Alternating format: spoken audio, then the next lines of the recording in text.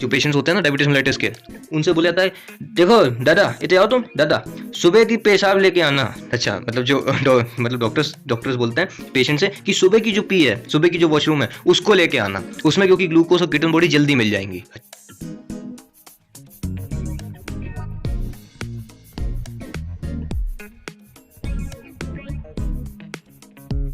हाँ भाई, कैसे हो सब बढ़िया सबके जीवन में? कोई दिक्कत हो तो बताओ यार। हाँ तो आज ये गुरु लास्ट लेक्चर है किसका? Disorders of excretory system. अरे मतलब वो एक्सक्रीटरी सिस्टम था ना चैप्टर, उसका डिसऑर्डर वाला पार्ट। अरे जो बीमारियां हो जाती हैं। अच्छा तो देखो उसको मैं स्टार्ट करूं उससे पहले क्या थोड़ा सा अपन रिकैप भी करेंगे। कैसे रिकैप करोगे? हमने बताया था कि जब फिल्ट्रेशन होता था, अरे यूरिन फॉर्मेशन जब होती थी ना, ग्लोमेरुलर फिल्ट्रेशन प्रेशर बनता था। हाँ सर, वो ग्लोमेरुलर हाइड्रोस्टेटिक प्रेशर। अरे ऐसे भूला मत करो इतनी जल्दी, दिमाग में रखो यार। हाँ तो एक एडल्ट ह्यूमन जो होता है, मतलब एडल्ट ह्यूमन 17-18 साल के बीच में, वो एक्सीड करता है कितना? 1 से 1.5 litre of urine per day. ठीक है, और इसका पीएच कितना होता है गुरु? 6.0। अच्छा, और हमारे जो मतलब यूरिन, मतलब जो हमारी जो यूरिन एक्सक्रीट होती है उसमें कितना यूरिया प्रेजेंट होता है? मतलब 25 से 30 ग्राम ऑफ यूरिया भी एक्सक्रीट हो जाता है एक दिन में। अच्छा तो सर ये बताने के लिए बताए थे, ये नहीं बताने के लिए। एनसीईआरटी में लिखा हुआ है, देखना जाके। अब सुनो, 2 डिसीज होते हैं। कौन कौन से?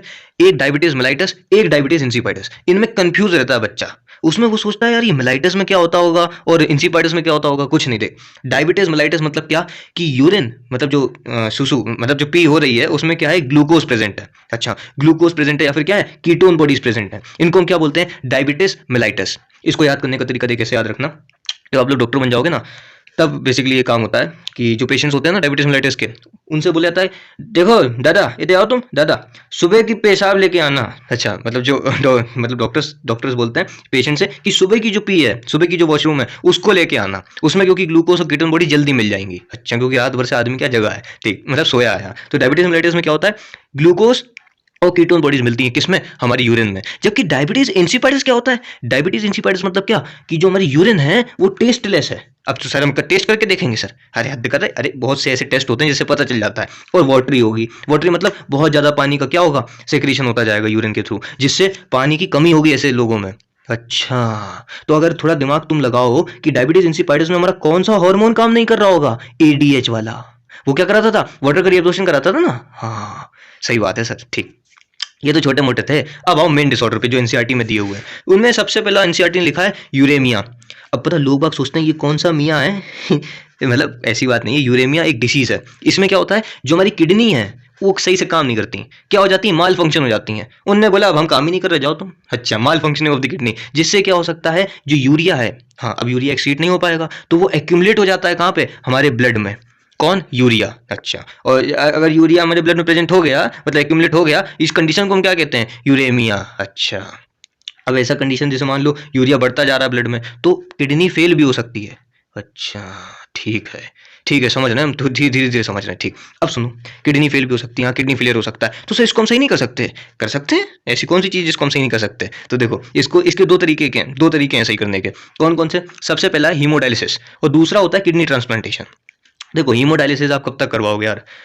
आपको क्योंकि हर महीने में 2 बार जाना पड़ता है डायलिसिस कराने के लिए, हीमोडायलिसिस कराने के लिए। और उसमें भी साले वो पता सुई नहीं लगती, उसमें सूजा लगता है। जो हमारी रेडियल आर्टरी है ना वहाँ पे मतलब बहुत मोटी होती है यार, सही में मजाक नहीं कर रहा। जिसको लगती है उसको पता होगा, बहुत मोटी सुई होती है डायलिसिस के समय। तो उनको रेडियल आर्टरी में लगाते हैं और जितने भी हमारे ब्लड में यूरिया है प्रेजेंट, यूरिया नाइट्रोजनस वेस्ट, उन सबको क्या करते हैं? एक मशीन होती है बहुत बड़ी। अच्छा उसमें क्या कर लेते हैं? निकाल लेते हैं और फिर वापस जो प्योरीफाई ब्लड निकलता है वो हमारी बॉडी में डाल देते हैं। अच्छा मतलब बड़ी परेशानी होती है हीमोडायलिसिस में। अच्छा तो सर इसको मतलब अगर हमें सही करना है तो हम कैसे करेंगे? तो भैया जो अल्टीमेट मेथड है वो क्या है? Kidney transplantation. लेकिन ससुरी हमारी दिक्कत ये होती है कि भैया तुम किडनी ढूंढ के तो दिखाओ सेम एंटीजन वाली। मतलब कि जैसे मान लो क्या होता है ना, जैसे तुम बाहर से कोई भी फॉरेन पार्टिकल डालोगे बॉडी में। अब जो बॉडी की इम्यूनिटी है, मतलब जो मेरी इम्यूनिटी है या फिर पेशेंट की इम्यूनिटी है, वो क्या सोचेगी कि इसने एंटीजन डाल दिया। इसने क्या डाल दिया? एंटीजन। एंटीजन मतलब कोई भी वायरस बैक्टीरिया कुछ भी चीज, तो वो क्या करेगी? उसके अगेंस्ट में एंटीबॉडी बनवा के निपटा देगी। अच्छा, अरे वो टी किलर सेल नहीं बताए थे इम्यूनिटी वाले में? T killer cells, cytotoxic cell, ये क्या करती हैं? ये जो है ग्राफ्ट रिजेक्शन कर देती हैं। ग्राफ्ट रिजेक्शन मतलब अरे जो किडनी तुम ग्राफ्ट करोगे ना दूसरे से लेके, वो बोलते हैं उसको ग्राफ्ट रिजेक्शन कर देती है। कौन? T killer sales. अच्छा, किडनी ट्रांसप्लांटेशन तो मतलब बहुत मुश्किल होता है पाना एक मतलब उसी ब्लड ग्रुप की किडनी, मतलब उसी ग्राफ्टिंग वाली किडनी। तो ऐसे पेशेंट्स को क्या किया जाता है ना, जिनको किडनी ग्राफ्ट की गई है, उनको वो दी जाती है, क्या दी जाती है, अरे इम्यूनिटी सप्रेसर दवाइयाँ। अच्छा, मतलब उनको ऐसी मेडिसिन दी जाती हैं जिससे जो इम्यूनिटी है वो उनकी थोड़ी सप्रेस रहे। अच्छा, किडनी ट्रांसप्लांटेशन, चलो वो सब तो ठीक है सर। अब हीमोडायलिसिस के बारे में अपन बात करें तो देखो, हीमोडायलिसिस में कुछ नहीं होता, रेडियल आर्टरी में एक मतलब सूजा लगाया जाता है, सूजी वो बोलेंगे, और उसको इंजेक्शन बहुत मोटा होता है वो, ठीक। फिर ये जो पूरी एक मतलब ट्यूब जाएगी, वो कहाँ जाएगी, एक मशीन में, वहाँ उसमें क्या फील्ड होगा, हीमोडायलिसिंग फ्लूइड। अच्छा, हीमोडायलिसिंग फ्लूइड। अब ये क्या करता है, हीमोडायलिसिंग फ्लूइड जो है, जो नीट में क्वेश्चन पूछा था, जो हीमोडायलिसिंग फ्लूइड है वो रिजेंबल करता है, रिजेंबल मतलब किस सेम होता है हमारे ब्लड प्लाज्मा के जैसा, हमारा ब्लड में प्लाज्मा होता है ना, ब्लड प्लाज्मा उसी जैसा होता है, कौन, हमारा जो हीमोडायलिसिंग फ्लूइड भरा हुआ है इसमें। अच्छा, ये रिजेंबल सेम है इसका ब्लड प्लाज्मा, एक्सेप्ट इसमें क्या नहीं होगा, यूरिया नहीं होगा, नाइट्रोजन वेस्ट नहीं होगा, हिप्यूरिक एसिड नहीं होगा। क्यों, क्योंकि वो तो ब्लड से आएंगे ना, ब्लड को फिल्टर करना है ना, ब्लड को साफ करने का है। अभी देख, जैसे कोई आपके पास डायलिसिस वाला पेशेंट आया, ठीक, आप सबसे पहले पहचानोगे कैसे कि भाई इसको मतलब किडनी फेलियर, मतलब किडनी में यूरेमिया है, मतलब इसको डायलिसिस करानी है। तो पता ऐसे जो पेशेंट्स होते हैं ना, उनकी स्वेलिंग होती है पूरी बॉडी में, सूजन। अच्छा, हाँ, और पीले येलोइश कलर के होते हैं। क्यों, क्योंकि उसमें यूरो, क्रोम और मतलब बिलीरुबिन, बिलीवर्डिन सब क्या है कंपोनेंट, जितने भी नाइट्रोजन वेस्ट हैं वो सब एक्यूमुलेट है उनके ब्लड में। अच्छा, तो डायलिसिस करने, जब डायलिसिस कर देते हैं तो वो जितना भी वेस्ट प्रोडक्ट है, नाइट्रोजनस वेस्ट हुआ, यूरिया हुआ, वो सब निकल जाता है। अच्छा, अब समझ गए सर। हाँ, अब दूसरी चीज क्या है, रीनल कैलिकुलाई। रीनल कैलिकुलाई, अरे तुम लोग ऐसे नहीं, पथरी तो सुने होगे, हाँ, उसी को क्या कहते हैं, रीनल कैलिकुलाई। अच्छा, अब भैया ये क्या है, जो स्टोन, हाँ किडनी स्टोन भी कह देते हैं इसको, स्टोन या फिर क्या, insoluble mass of crystallize salts नमक, हाँ, formed with in the kidney. अच्छा, जो हमारी किडनी है उसी के अंदर क्या हो जाते हैं, क्रिस्टलाइज सॉल्ट्स बन जाते हैं, जो कि कैसे होते हैं, इनसॉल्युबल होते हैं। अब अगर सॉल्युबल होते हैं तो हमारी यूरिन से बाहर निकल जाते हैं, अब इनसॉल्युबल है तो क्या बीच में अटक जाते हैं, जिससे जो हमारी यूरेटर है वहाँ पे थोड़ा सा मतलब दर्द होने लगेगा, किडनी की कैलिक्स में अगर फंस गए तो वहाँ दर्द होने लगेगा।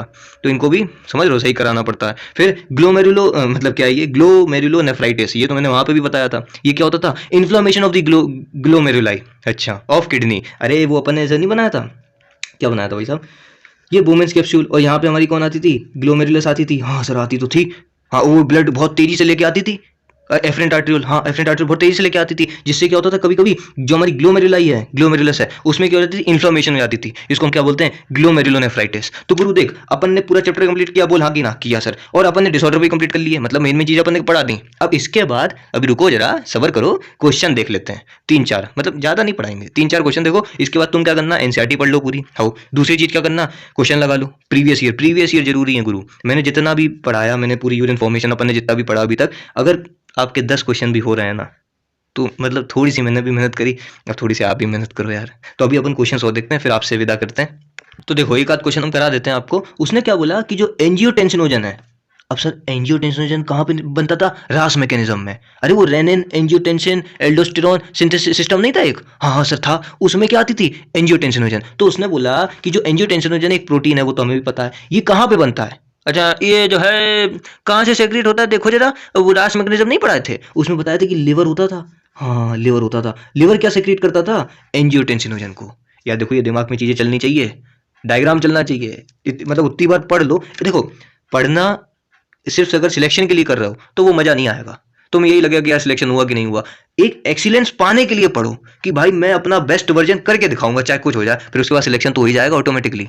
बोला कि ना, नहीं चमका ना, मैं मालूम था तुम चमकता ही नहीं तुम लोगों को। देखो दूसरा क्वेश्चन देखो, एक पता, ये वाला क्वेश्चन मैं पहले मतलब देखता हूँ, इसमें मैं हर बार भूल जाता हूँ क्या इसका आंसर क्या होगा। देख, कुछ नहीं है, उसने मुझसे बोला कि अगर मैं पीसीटी को रिमूव कर दूं नेफ्रॉन से, तो देखो सबसे पहले अपन को फंक्शन याद आना चाहिए, किसका, पीसीटी का।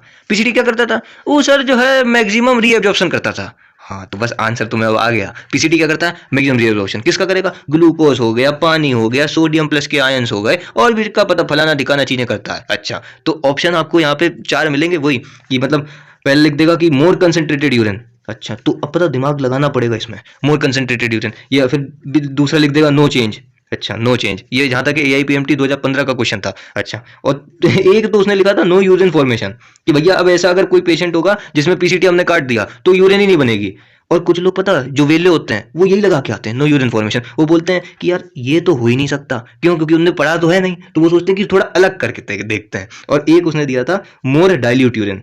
अच्छा, तो भाई साहब अब मुझे आप एक बात बताइए, पीसीटी में क्या होता था, मैक्सिमम रीअब्जॉर्प्शन किसका, पानी का, ग्लूकोज का, सोडियम प्लस आयंस का, क्या होता था, मैक्सिमम रीअब्जॉर्प्शन। तो अगर पीसीटी हमने हटा दी तो यूरिन कैसी हो जाएगी, डाइल्यूट हो जाएगी, उससे पानी का रीअब्जॉर्प्शन नहीं होगा। समझा कि नहीं समझा। हाँ, एक और क्वेश्चन देखो, इसने एक और क्वेश्चन पूछा था। क्या पूछा था? उसने बोला कि अगर ग्लोमेरुलर फिल्ट्रेशन रेट, जो हमारा ग्लोमेरुलर फिल्ट्रेशन रेट होता है ना, अगर इसमें डिक्रीज हो गया, मतलब फॉल हो गया, कम हो गया, तो क्या चीज एक्टिवेट होगी? मतलब हमसे समझे नहीं, अरे हार्मोन वाला वो बताए थे ना, रास मैकेनिज्म और एडीएच वगैरह नहीं बताए थे? हाँ, तो इसने बोला fall in glomerular filtration rate activates, किसको एक्टिवेट करेगा? तो देखो हमारी जो जक्स्टा ग्लोमेरुलर सेल्स होती थी ना, अरे यार ऐसे मत करो यार, मैंने बहुत बढ़िया डायग्राम से बताया था उसको, जक्स्टा ग्लोमेरुलर सेल्स, हाँ सर होती तो थी, ये किसको सेक्रेट कर देंगी? अरे बोलना यार, ये किसको रिलीज कर देंगी? रेनिन को, RENIN वाला, हाँ NIN, डबल एन वाला कहाँ मिलता था? वो डाइजेशन में, हाँ तो RENIN वाला रेनिन को ये सेक्रेट करेगी, जिससे क्या होगा?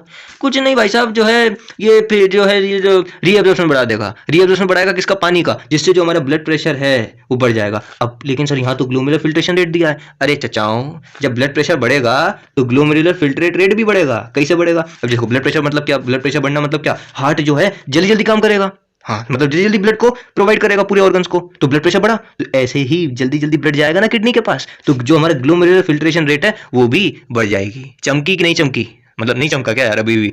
अच्छा चलो एक बात और रिकैप करा दें, हार्मोन्स वाले ये जो थे ना कैसे काम करते थे। तो देखो सबसे पहले हमने क्या पढ़ा था? ADH, हाँ ADH और जो अपने रास थे ये एक जैसे थे। एक जैसे कैसे? मतलब भाई भाई थे क्या सर? अरे भाई भाई नहीं थे, मतलब ये जो है जब हमारा ब्लड प्रेशर कैसा होगा? कम होगा, तब ये क्या होते थे? रिलीज होते थे। अच्छा, ब्लड प्रेशर जब कम होगा तब ये रिलीज होंगे, और इसके मतलब जब ये रिलीज हो जाएंगे तो इसके स्टिमुलेशन से क्या होगा? हमारा जो ब्लड प्रेशर है, ब्लड वॉल्यूम है, ग्लोमेरुलर फिल्ट्रेशन रेट है वो बढ़ जाएगा। जबकि हमने ANF में क्या देखा था? एट्रियल नाइट्रोयूरेटिक फैक्टर में, ये जो है सर तब होता था जब ब्लड प्रेशर हमारा बढ़ा हुआ रहता था, तो हमारी जो हार्ट की वॉल थी वो उसको पता कर लेती थी कि हमारा ब्लड प्रेशर बढ़ा है, तो उसको हमें क्या करना है? कम करना है। तो ब्लड प्रेशर क्या करती थी? कम। कैसे करती थी? अरे कुछ नहीं, वो रेनिन का जो सेक्रेशन है उसको रोक देगी। रेनिन का सेक्रेशन को रोका तो हमारा जो रास मैकेनिज्म है वो भी रुक जाएगा। अब रास मैकेनिज्म अगर एक बार रुक गया तो सोडियम का भी रीअब्जॉर्प्शन नहीं होगा, पानी का भी रीअब्जॉर्प्शन नहीं होगा, और ब्लड प्रेशर कम हो जाएगा। चमका कि नहीं चमका? अब एक क्वेश्चन और सुनो, सुनते तो जाओ यार। जो हमारा ये है कौन है? ANF और रास मैकेनिज्म, ये दोनों कैसे होते हैं? एंटागोनिस्टिक होते हैं। एंटागोनिस्ट मतलब अपोजिट। अच्छा, एंटागोनिस्टिक, ठीक है, ये क्या होते हैं? एंटागोनिस्टिक होते हैं। समझ रहा है ना? हाँ। अब इसके बाद क्या करना भैया, तुम लोग जितने ज्यादा क्वेश्चन लगा सको उतने लगाओ। मेरे प्रीवियस ईयर लगा ना, नहीं चलेगा वहाँ हाई लेवल वाली किताबों पे, PG वाली नहीं, अभी UG वाले लगाओ, प्रीवियस ईयर के क्वेश्चन। और अगर कोई दिक्कत होती है तो मुझे बताना। वैसे जितना अपन ने किया है उससे आपके क्वेश्चन तो हिलेंगे, बहुत प्यारे तरीके से हिलेंगे। तो बस पढ़ाई करते रहो, और अगर मजा आया हो इस सीरीज में तो बताना। तो बस पढ़ाई करते रहो।